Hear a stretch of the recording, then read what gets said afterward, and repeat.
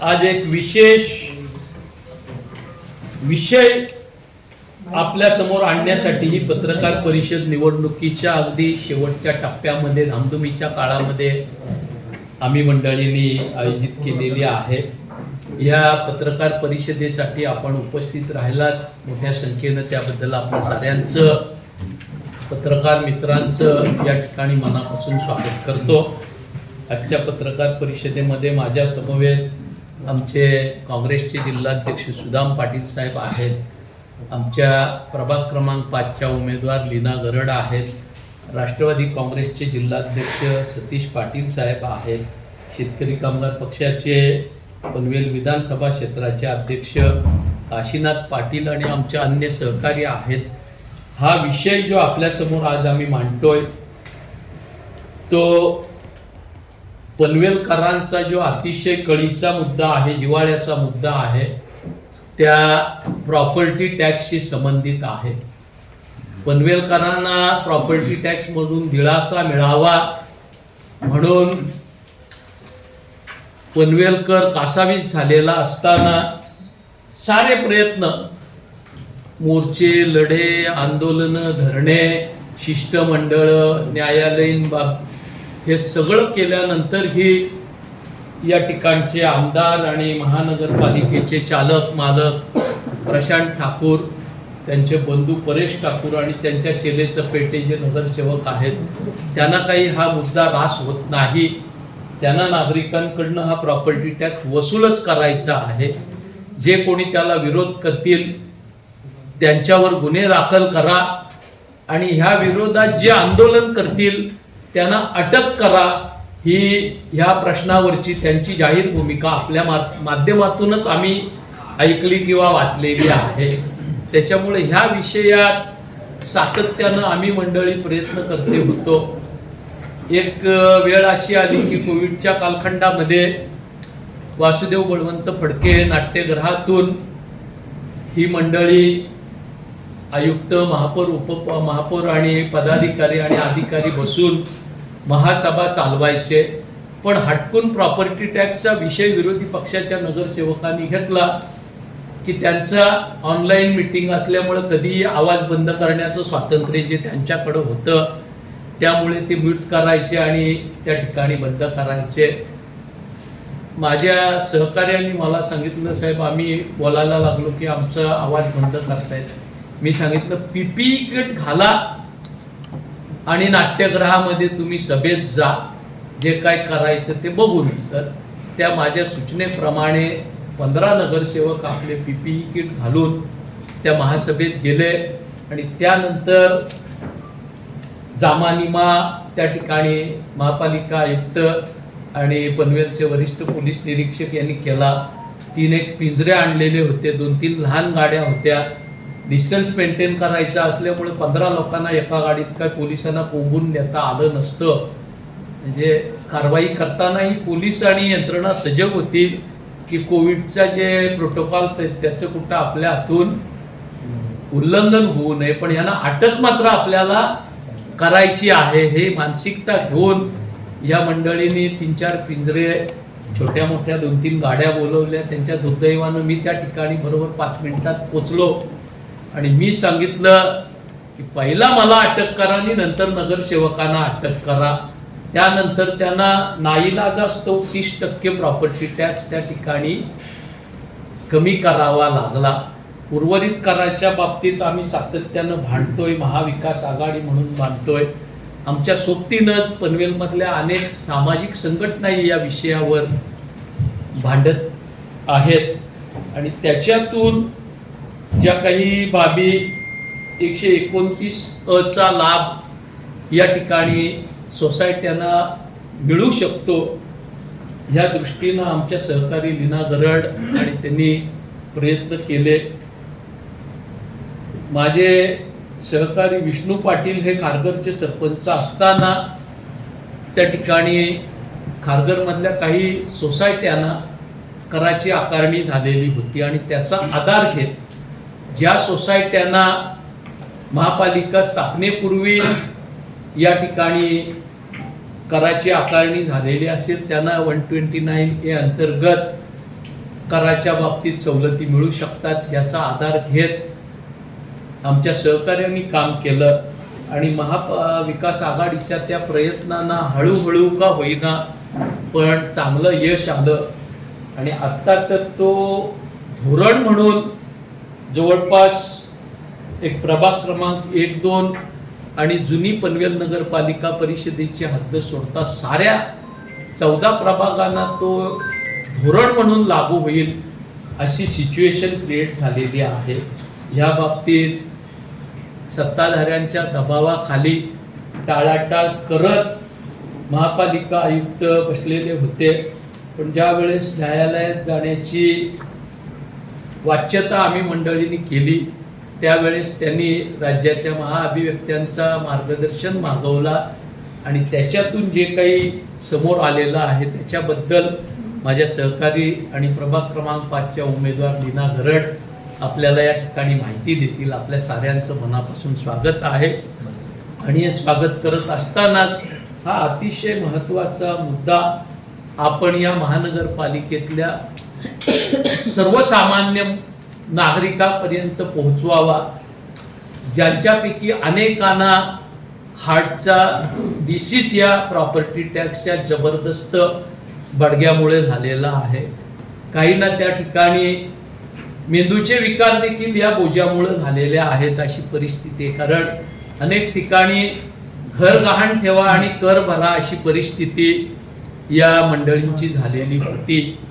त्या साऱ्यातून हा एक चांगला स्थायी स्वरूपातला दिलासा या साऱ्या मंडळींना मिळणार आहे आणि म्हणून या पत्रकार परिषदेतल्या या ठळक मुद्द्यांना आपण मोठ्या प्रमाणात प्रसिद्धी देऊन सहकार्य करावं ही विनंती आपल्याला करतो. पुनश्च एक वार आपलं मनापासून या ठिकाणी स्वागत करतो आणि मोठ्या संख्येनं आल्याबद्दल आभार व्यक्त करून लीना घरट यांना मी पुढची कामकाज सुरू करायची विनंती करतो. नमस्कार. आता आपल्या माननीय नामदार बाळा पाटील साहेब सांगितल्यानुसार आपले माजी नामदार बावशे पाटील यांनी सांगितल्याप्रमाणे आपण गेली 5 वर्ष झाले पनवेल महानगरपालिकेने सत्ताधाऱ्यांनी 65% कर सवलत आपल्याला दिलेली नाहीये आणि आपल्यावरती बेकायदेशीर अवाजवी पूर्वलक्षी प्रभावाने जो मालमत्ता कर लावलेला आहे त्याला आम्ही विविध आंदोलनं केले, उपोषणं केले, सोबतच मंत्रालयीन बैठका आमच्या झाल्या. अशा विविध पद्धतीने आम्ही वारंवार याच्या विरोधात आवाज उठवलेला आहे आणि सत्तेमध्ये नसतानाही आम्हाला यश मिळालेलं आहे. साहेबांनी सांगितल्याप्रमाणे करोना काळामध्ये आम्ही PPE किट घालून मी आणि माझ्यासोबत शेकापचे काही नगरसेवक होते, आम्ही मिळून आंदोलन केलं सभेमध्ये आणि आंदोलन केल्यामुळे आम्हाला 15 दिवस सस्पेंड केलं गेलं. पण तरी पण त्यावेळेस मी सत्तेमध्ये होते म्हणून ह्यांना 30% मालमत्ता कर हा कमी करावा लागला. म्हणजे वार्षिक भाडे मूल्य जे होतं ते 30% त्यांनी कमी केलं. तसेच आपण दुसऱ्यांदा गावठाण हद्दीमधील जेवढे पण मालमत्ता आहेत त्यावेळेस माझी आपल्या आमदार बावशे पाटील सर्व महाविकास आघाडीतील घटक पक्ष यांनी वारंवार उपोषणं केली, साखळी आंदोलनं केले. त्याच्यामुळे गावठाण हद्दीतील मालमत्तांना त्यांना क वर्गातून ड वर्गामध्ये समाविष्ट करावं लागलं. त्याच्यामुळे 30% त्यांचाही मालमत्ता कर कमी झाला. त्याच्यानंतर आम्ही गोविंदराज साहेब प्रधान सचिव आहेत नगर विकास खात्याचे, त्यांच्यासोबत मंत्रालयामध्ये मीटिंग लावली आणि त्या मीटिंगमध्ये आमची त्यांच्याशी एक तास त्यांच्याशी बोललो आम्ही आणि बोलल्यानंतर जवळपास त्यांनी सूचना दिल्या आपल्या आयुक्त साहेबांना. सूचनेमुळे सत्ताधाऱ्यांना 90% शास्ती माफी करावी लागली. त्यासोबतच त्यांनी 129 अ कलम जो आपल्या सिडको वसाहतील नागरिकांना लागला नव्हता ते पण लावण्यासाठी त्यांनी सूचना दिल्या. म्हणजे सत्तेत नसताना आम्ही हे गोष्टी करून दाखवलेल्या आहेत. आपण जर आमचे PPT बघाल तर कशा पद्धतीने पहिले आमचे जे PPT दाखवा, आमचे जे पहिले जे मालमत्ताधारक आहेत एफलान मधले कटक दौंड साहेब, त्यांना 1,06,000 मालमत्ता कर आला होता. तर आपण 129 अ कलमाचा वापर करून लागू करून त्यांना ते कर 21,000 आपण आणलेला आहे. म्हणजे त्यांचा जवळपास 80,000 मालमत्ता कर कमी झालेला आहे. हे आपल्याकडे पुरावा आहे. त्याच्यानंतर आपण अशाच प्रकारे आपल्या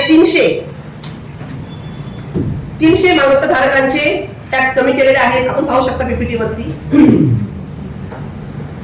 काही जणांचे 7%, काही जणांचे 65%, काही जणांचे 80%, म्हणजे इतका मालमत्ता कर कमी झालेला आहे.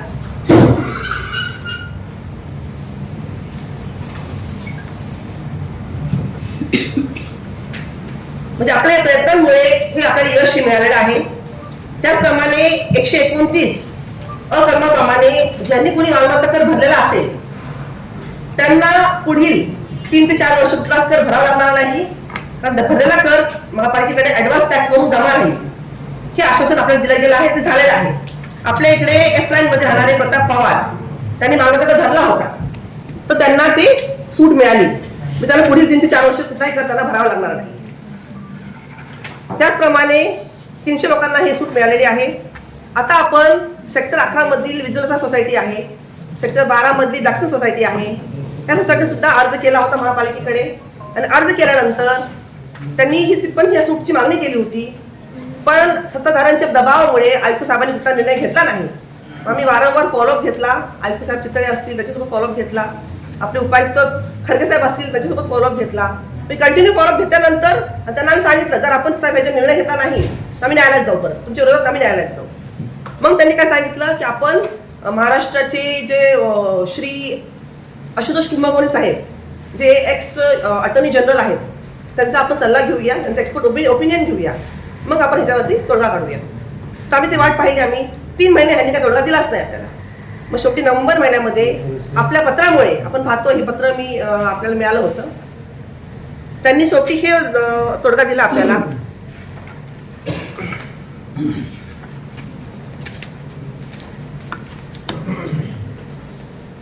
त्यांचं उत्तर आपल्याला आलेलं आहे कुंभकोणी साहेबांचं.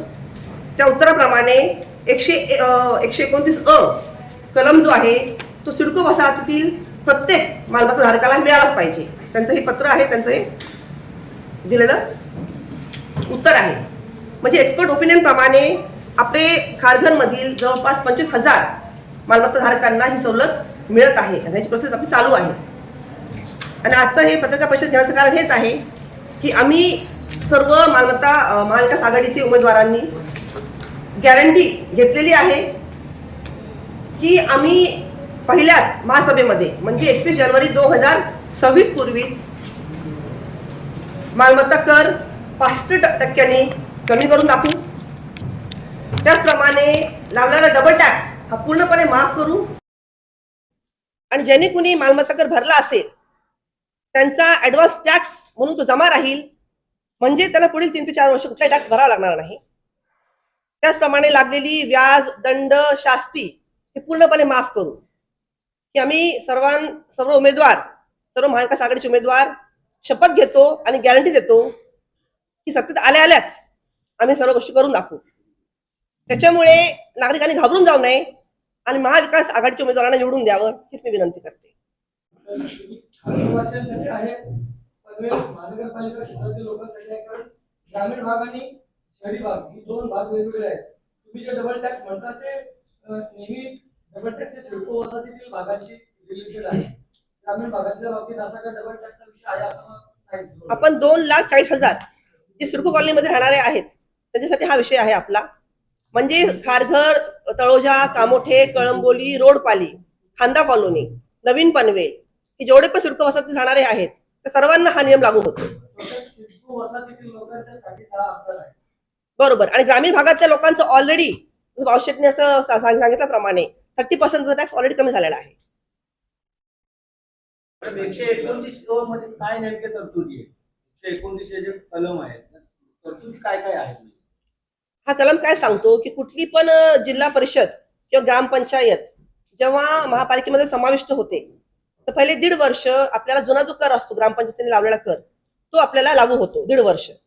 नंतर आपल्याला महापालिकेने लावलेला कर 20%, त्याचा 40%, मग नेक्स्ट इयर 40%, त्याच्यानंतर 60%, मग 80%, आणि 6व्या वर्षी 100% असा कर आपल्याला लागू झाला पाहिजे. पण आपल्या महापालिकेने पहिल्याच वर्षी 100% कर हा लागू आपल्याला लावलेला आहे, जो अन्यायकारक आहे. मॅडम तुम्ही सांगता 65% आपण कमी करू सत्तेत आल्यावर. विषय हा न्यायालयात आहे. तर आपल्या मार्फत काय म्हणजे उपाययोजना होणार आहे त्याच्याकडे 65% कमी होईल तर विषय न्यायालयात असताना. हे बघा, कुठली पण आता आपण सोसायटी फॉर्म करतो, सोसायटी असते आपली, तेव्हा मेंटेनन्स किती असावं सोसायटीचं, कोण कोण डिसिजन घेतं? Committee members. कमिटी मेंबर सांगणार की बाबा आपल्याला एवढा खर्च होतो सोसायटीला, वॉचमॅनचा पगार एवढा आहे, मेंटेनन्स एवढा आहे, लाईट बिल एवढं आहे, तर आपल्याला इतका मेंटेनन्स घेणं गरजेचं आहे. त्याचप्रमाणे महापालिकेचे जेवढे पण नगरसेवक आहेत ते डिसिजन घेतात की किती मालमत्ता कर लागला पाहिजे, किती गरज आहे मालमत्ता कर लावण्याची. ते डिसिजन आमचं असतं, नगरसेवकांचं असतं. पण आपण पाहतोय की बीजेपीची सत्ता होती, त्यांचे 51 नगरसेवक होते, त्यांच्या मेजॉरिटीमुळे हा निर्णय घेतला गेला. जेव्हा आम्ही येऊ ह्यामध्ये सत्तेमध्ये त्यावेळेस आमची मेजॉरिटी असेल आणि आम्ही हा निर्णय महागारी घेऊ. मॅडम आपण जे कोर्टाचा गेलेला आहे त्याच्यामध्ये तुम्हाला डबल टॅक्सला विरोध आहे. प्रॉपर्टी टॅक्स जो असेल कायदेशीर कामं आपण दिले का लेखी?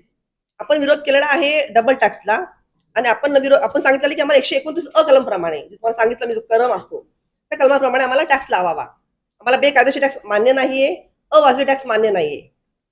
आपला विरोध त्यालाच आहे. कालच ते कीर्ती लोकांनी आपल्यावर आरोप केला की कोर्टात तर तुम्ही तिथे मान्य केलेलं आहे, आम्हाला टॅक्स मान्य आहे, डबल टॅक्स मान्य नाही. आम्ही टॅक्स बघा, कुठली महापालिका टॅक्स लावणारच आहे, पण टॅक्स किती लावावा, कसा लावावा, ह्याला काहीतरी रूल्स आहेत ना. तर महानगरपालिका नियमनुसार 129 कलमाप्रमाणे आपल्याला टॅक्स लागू झाला पाहिजे. का? तर आपण होतो ग्रामपंचायतीमध्ये, जिल्हा परिषदेमध्ये, त्याच्यामुळे जो जुना टॅक्स आहे तो आपल्याला लागू होतो पहिले 1.5 वर्ष, नंतर हळूहळू 20%, 40%, 60%, 80%, मग 100% असा आपला टॅक्स लागला गेला पाहिजे, हळूहळू वाढला गेला पाहिजे. तुम्ही प्रचंड पाठपुरावा केल्यानंतर पालिका प्रशासनाने 129 ची अंमलबजावणी सुरू केली आणि काही लोकांना माफ झाला. तर हे जी अंमलबजावणी कमी पडण्यामध्ये कोण जबाबदार आहे, तुम्हाला दोष देतो?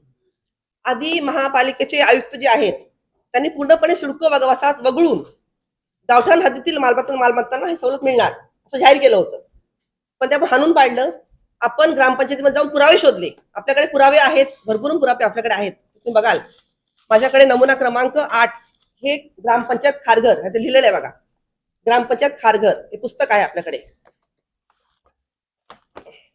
असेसमेंट झालेली लिस्ट आहे आपल्याकडे. म्हणजे खारघर हे पूर्वी ग्रामपंचायतीमध्ये होतं, तर आपण ग्रामपंचायत होतो तर आपल्याला ह्या नमुना 8 मध्ये आपल्या सर्व प्रॉपर्टीजची ह्याच्यामध्ये नोंदणी आहे, सर्वांना ही सवलत लागू होते.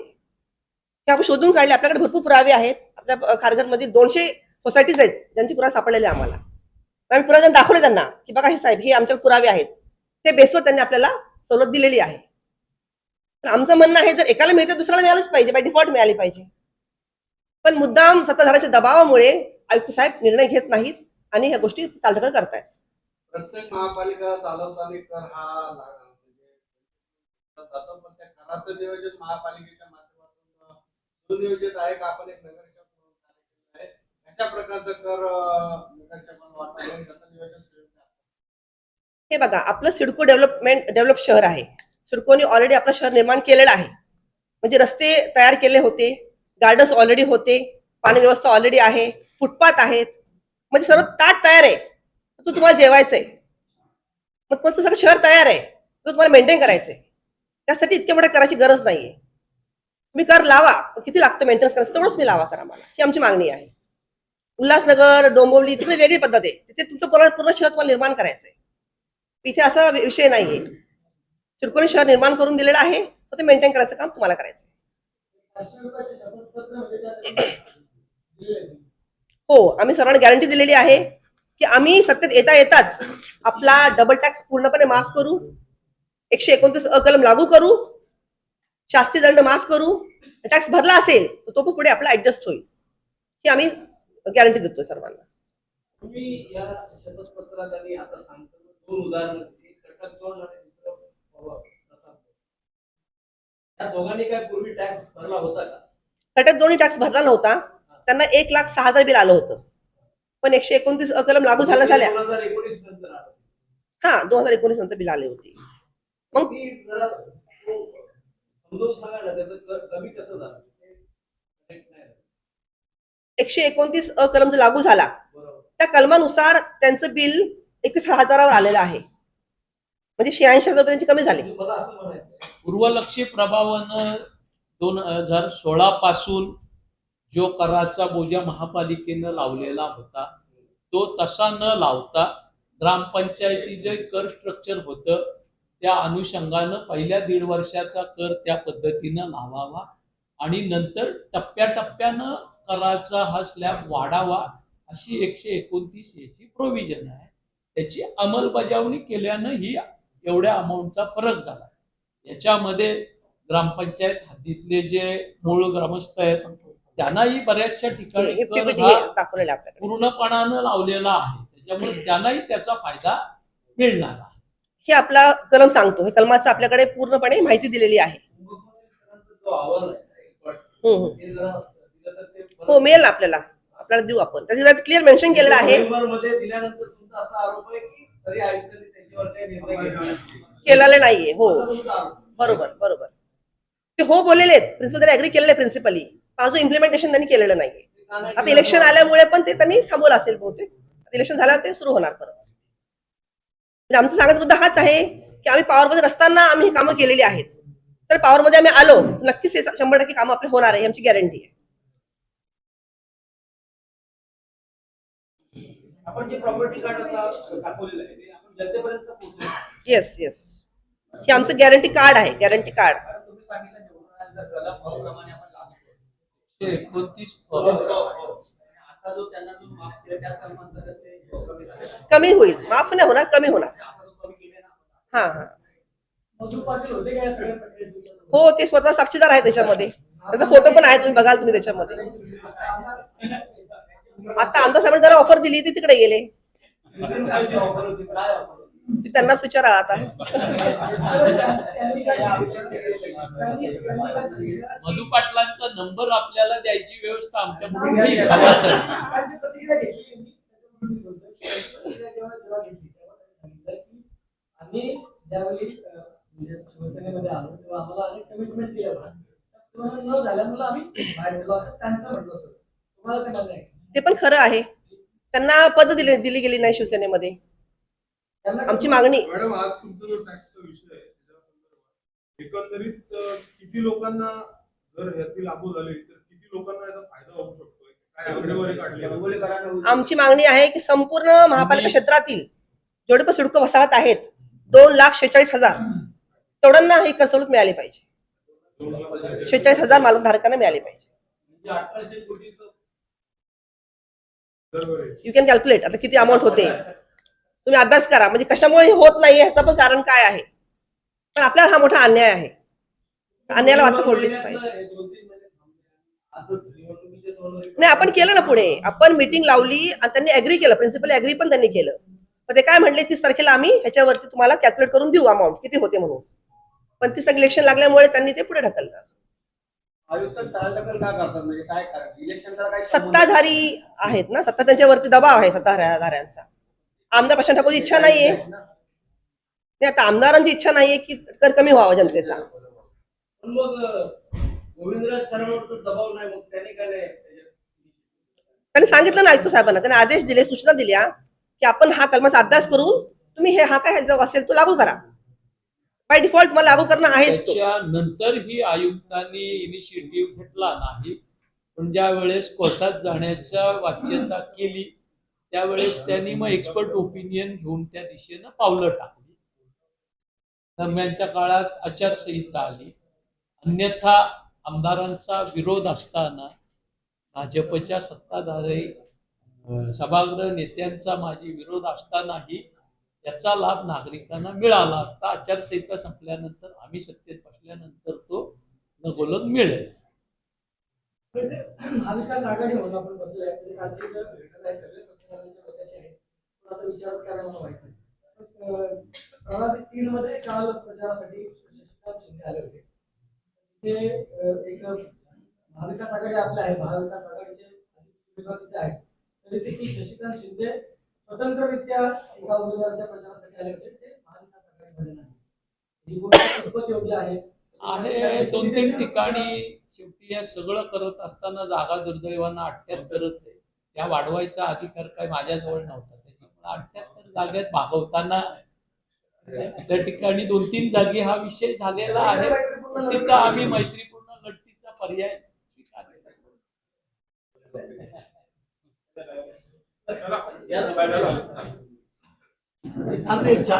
धन्यवाद.